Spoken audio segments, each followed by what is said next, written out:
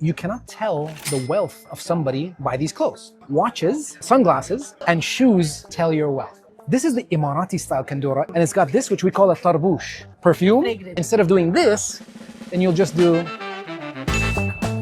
Now we know why Emirati men also smell so good. No wonder. Guys, I'm here at Naif Souk and I am going shopping with UAE's popular Emirati YouTuber Peyman, who's going to uncover everything that goes behind Emirati culture, food and lifestyle. We have two parts of Dubai. There's Deira and Dubai. Bar means desert. So this used to be called the cows market. There were cows being traded over here. This is what I have learned coming from Dubai. We know how to waste perfume. It's good. They're very good. And it's... We don't tell them that. Oh yeah, sorry. I told you I'm terrible at this. Oh wow, there's such a vintage and retro vibe here. And then of course you know what this is, right? The DVD players. Yeah. Bianca, this is not DVD, huh? What is now I know your age. Okay. We went to Japan, you know, we ate sushi and people were like, you eat sushi? And I said, yes, we do. Yeah. When we went to Brazil, we played football and they said, you guys play football as well? I said, yes, we do. And this is the first time I'm going to be trying fish eggs. I hope I like it. I don't know. It's going to be like overcooked scrambled eggs. I want you to finish off this entire majboos plate. Then I'm a true Emirati. Yes.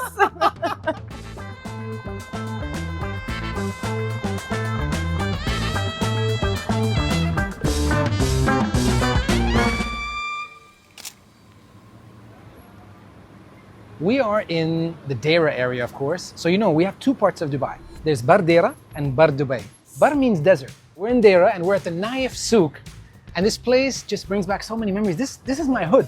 And we'd come here, I swear, every weekend with my mom.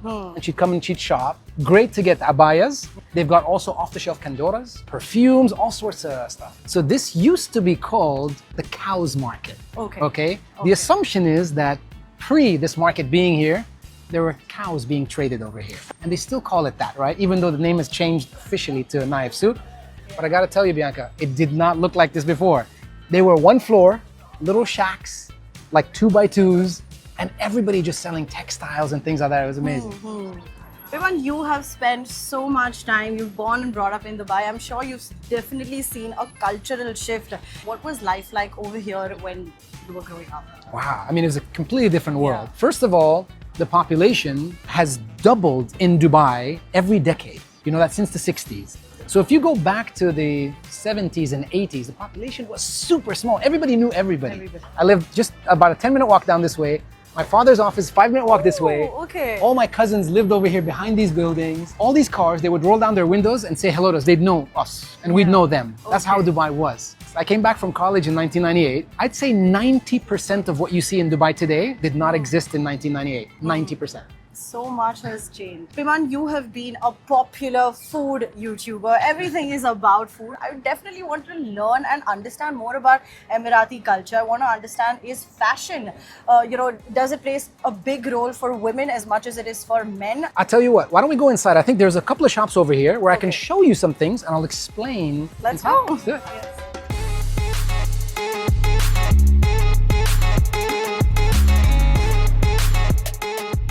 Peyman, I didn't know you come shopping here. That kandora is same as yours. They do. So look, normally kandoras, they're all tailored to your size. Okay, so you normally go to a tailor. Sometimes you don't have time, you just want to pick one up very quickly. Or if you're a tourist and you're visiting, this is where you come, you pick one up. These are off the rack, off the shelf. Normally we wear white most of the year, but you wear colors in the winter. Can I see this kandora, brother? So this kandora, I'll tell you a few things about it. This is the Emirati style kandora. It always has this V embroidery and it's got this, which we call a tarbouche. A lot of people have it long like this because if there's any flies, then you do this. Incense or perfume.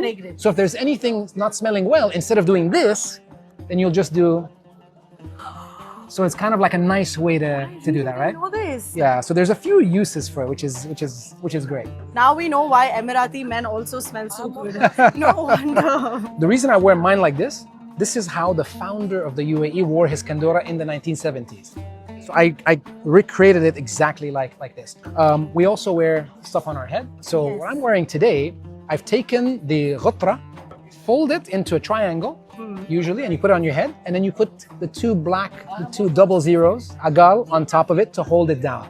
But also under that ghatra, we wear a little hat like this. We call it gahfiya, and that's the formal way of wearing it. Today I'm wearing it very not formal, very informal, and it's called hamdaniya. Hamdaniya. Yeah. Okay. Yeah, so the ghatra is when it falls, like. Correct. So here's a quick thing about Emiratis. You know, you cannot tell the wealth of somebody by these clothes, right? Generally, these would cost between 150 dirhams to 300 dirhams. That's why things like pens, watches, sunglasses, and shoes tell your wealth. That's why people are into those things. Would it be possible for you to help me wear, try and see where Yes, ghatra? yes. I will definitely help you. I don't want to take mine off because when I take, I won't know how to put it back on. It might But take am too I long. allowed to wear this one? Yeah, sure, Okay. absolutely. मुझे ghatra मिलेगा पहनने के लिए. This is the ready-made one, by the way. This is all sewn. You don't get off that easy, Bianca. You've got to do one of these. But I've never worn a ghatra before. Okay, You have to teach me. we're gonna do it for the first time over here. Okay. Let's do this. So open that up. The only and thing I know crisp. how to make out of this is like a nice pretty shawl. But we're gonna make a ghatra out of this today. So look at this, right? This is a square, and now it's already been folded into a triangle. You create a layer like this. Then you put this on your head, Okay. on your forehead. You just take that one side over here. If you were in the desert and there was sand and you wanted to close your face, you would just put this. To finish it off, you just take this one, same thing you did on the other side, Okay. and this one you put it inside. Pretty much set. I think all I need right now is a kandora and a abaya, right? Yeah. That's all. Yeah. I'm gonna go full Emirati way then. What is family like in Emirati culture? I mean, first of all, sacred. Family is the most important thing after God. The reason I think why I love food and cooking, and my entire family does, is we ate most of our meals at home. We rarely ate out when we were growing up. We wanted to come home and we wanted to eat, and my mom was an amazing cook. My dad would cook. 4 boys and a girl, we all cook. You know, I mean, generally in the UAE, there are families that are much bigger. The cousin that I told you lives here, they're 11 kids. 11 kids. Yeah. People liked having people around each other and being together. I think what's deterred big families is cost of living. But look, me personally, I'm very close to the family. So some cultural things. So I think it's over the here. values that is very, very important. What you instill from a young age. You know, it's not frowned upon over here if you grow older and stay in the family house. It's not frowned upon if you get married and you stay in the family house and have kids in the family. Like, it's not frowned upon. So I respect people that come here and live here without their families. And I'm sure it's so difficult. So I hope I never have to leave my family here and go somewhere else. So we're just gonna cross the road and we're gonna go to the Manal Center because they have a lot of perfume shots over here.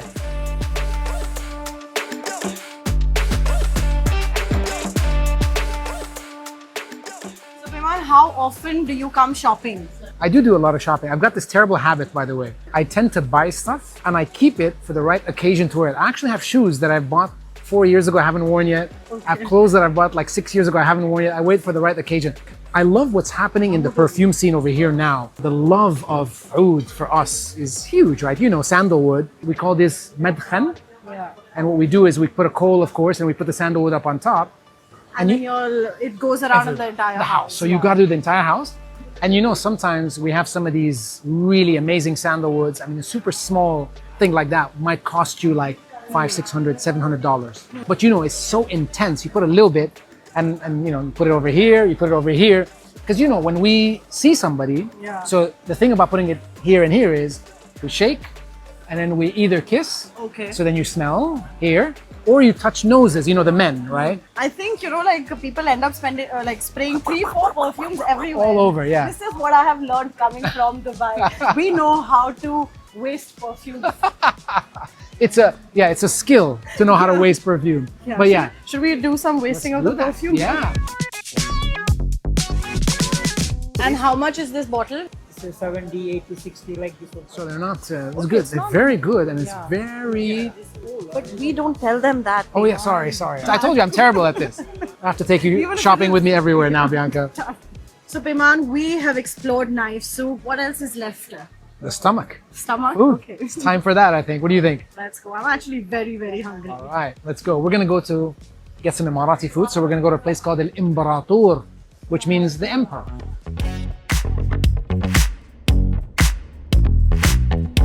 we're still in Deira, which is good news. We're staying in Deira.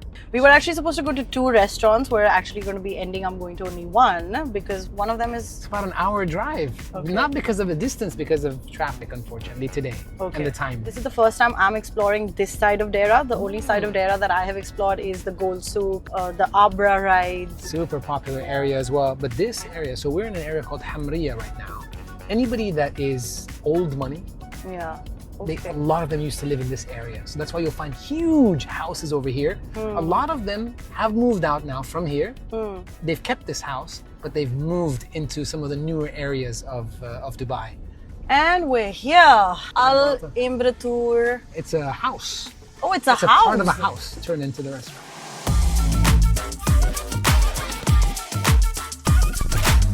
Oh, wow. There's Yeah. such a vintage and retro vibe here.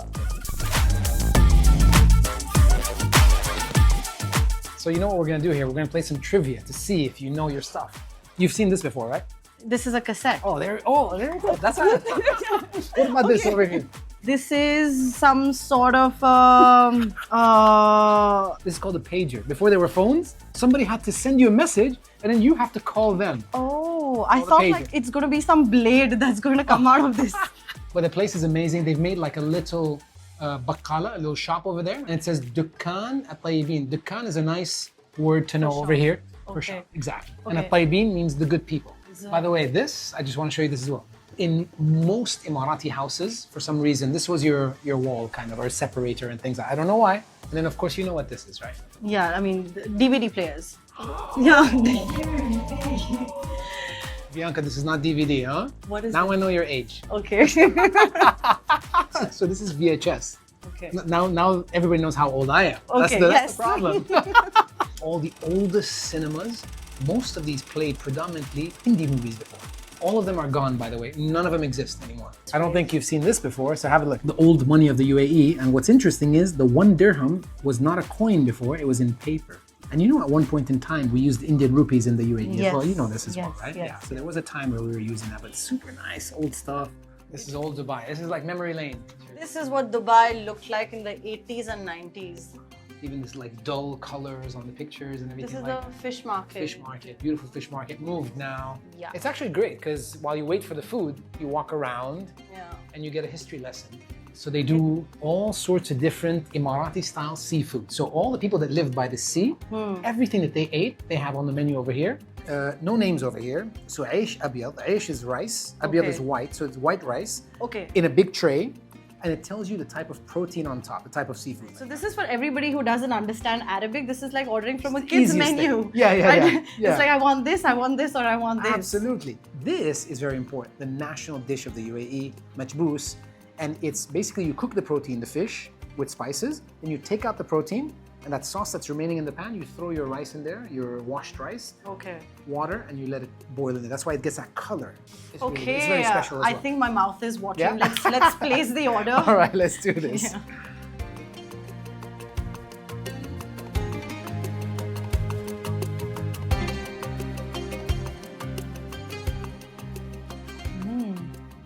Wow. Oh, it's got a little bit of a kick also. It's Spicy. so good. Spicy for me. I believe you mentioned you'll end up eating something similar to what you get here even at home. So what is the difference like in restaurant style dishes and home cooked meals? Not very different. The reason for that is we actually don't have a very large number of Emirati restaurants in the country. I'd say you can count all the Emirati restaurants on 2 hands. Okay. Okay, so Yeah. most of them, they try to cook like the house. They don't make any changes because it's predominantly meant for non-Emiratis going to eat home food. Yeah. So obviously there's variations in different houses in terms of spices here and there, but generally it's going to be 80%, 85% the same. How is like a Sunday brunch at home like? So a table like this is just full of food. We definitely have, one large tray, and we always have, a rice dish, right? Rice So dish, it's yes. usually either white rice, and it's got a lot of fish on top of it, or it is a machbous, which is the national dish, right? Which we have. So those 2 things we eat quite often. Yeah. We do a lot of biryani as well. So again, biryani is not from the UAE, but we consider it to be a small part of our cuisine. Oh, there we go. The food's here. here. Wow. Ooh, super nice. Smells good. That's fantastic. So that's the fish. This is the machbous. white rice, this is the fish eggs, and this is just shrimp. Oh, super nice. I'm very excited actually. You know, a lot of people who don't have an idea of what exactly Emirati food exactly is, as you mentioned, land cuisine and sea cuisine, because I feel a lot of people are just confused. They think there's shawarma, falafel, a lot of meat in Emirati cuisine. Okay, let me explain it all this way. I mean, first of all, let's address the misconception of Arabic food in general. There's 3 areas of the Arab world. The one that's most popular is what we call the Levant area. So up north, and that's Lebanon, Jordan, Syria, Palestine, shawarma, hummus, and things like that, which you know, kebabs and all that, that's from the Levant. Then you come down to the middle and you've got the GCC, Saudi, Kuwait, Bahrain, Qatar, UAE, and Oman. They have a different type of cuisine completely. So that's Gulf cuisine, which we're having. And then you've got down south, you've got the North African cuisine, which is also Arabic cuisine. So that's things like couscous and all that sort of stuff is all Northern African. Our cuisine in the UAE, there were 2 types of people in the past. People that lived by the sea and were fed by the sea. People that lived in the desert and were fed by the desert. Every dish that we have pretty much can be made exactly the same way. So the 2 people made it exactly the same way. It's just that the protein was different. So if you're by the sea, the protein is fish. If you are in land, the protein is lamb. Look at this rice, right? This used to look like this. It's got 8 or 9 different spices in it. Beautiful. You could eat this alone. You don't actually need the protein. That's deep fried kingfish. Really, really nice. And then, of course, Emiratis oil up their rice tremendously, right? So you've had this. This is called seme. It's like ghee, right? And you just put it on top. Okay. And you eat super nice. But I'm going to give you another twister to that story. Rice. We actually did not have rice over here. It was actually wheat with the protein. The rice came through the spice route. It came from the east through India. Okay. So this is an evolution of what our national dish is. So let's consider this to be the appetizer. Okay. So let's start with that. And I'm gonna put a little bit of this for you as well. This is the harissa. Haris. Yeah. Haris. Mashed wheat with lamb. And then let's do a little bit of this, which is the fish eggs in a tomato and onion sauce. I'm gonna tell you this and think about it. It's gonna be like overcooked scrambled eggs. So let's I feel like Peyman is already drooling while he's already so talking hungry. about all the dishes right now. I'm so excited. Spices and things like that. So Spongy is nice. Is this like halim by any chance? Yeah, very, very, very close to. Oh, that's so nice. I love it. So comforting. And this is the first time I'm going to be trying fish eggs. I actually like the turmeric, garlic, onions, tomatoes, pepper, a little bit of salt. The gravy is nice. What we would call it masala. Yeah, absolutely. Now, you ready for the national dish? Okay. Majboos. Majboos. Majboos. You know a good majboos if you can eat the rice on its own. The fish looks so crunchy and Super nice. nice. Ooh. So this we call lumi. Lumi. Which is lemon. They take one of these and they throw it in there. And what's great is you get... Oh, that's it. That's what you got to do. I just want to do that. Yeah, because that's going to be... But this bite over here versus everything else is going to have a different flavor for you.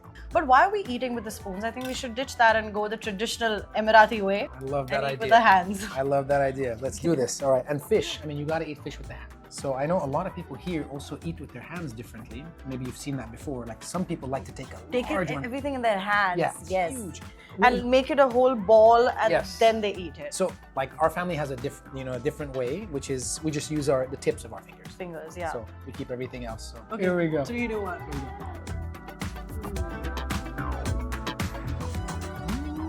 That is good. Oh, you have a different flavor as well. I am gonna give you some of this also. I think that lemon definitely added Gave you a different flavor, right? Yeah. I know. Also, speaking of so much of food and travel, talk to us about Pita Planet. You've been a host, a producer, and creator of one of the best travel shows. How was that like? I appreciate that. It was an amazing life, a privilege, really. Like I think people dream of having that life. And it was about 2 Emirati guys, me and my brother, and we dressed like this and we traveled the world and we introduced people for the first time to people dressed like this in a positive way. Okay, it was really cool because in those days the news only had people like this in a negative light. So we wanted to change that.